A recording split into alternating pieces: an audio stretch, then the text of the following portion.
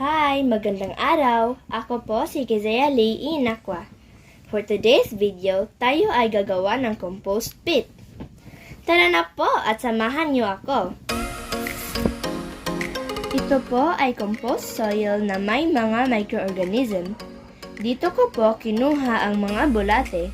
Pagkatapos, hinaluan ko ng mga dahon at balat ng pipino, bawang at iba pa na galing sa kusina. Ayan, kumuha muna ako ng mga bulate para sa pag-compost natin mamaya. Ang mga bulate ay siyang tumutulong para mapabilis ang pag-compost ng ating mga sangkap dahil kakainin nila ito. At ang dumi ng bulate ay isa sa nagbibigay pataba. Tara na at haluin na natin ang mga sangkap.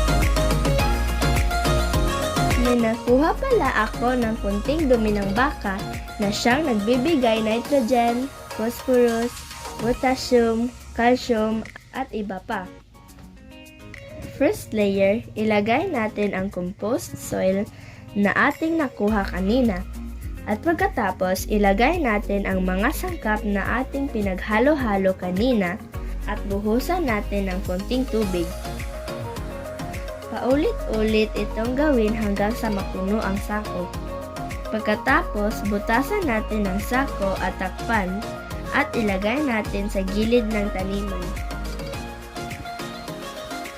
At yun lang po. Salamat sa panonood. Bye!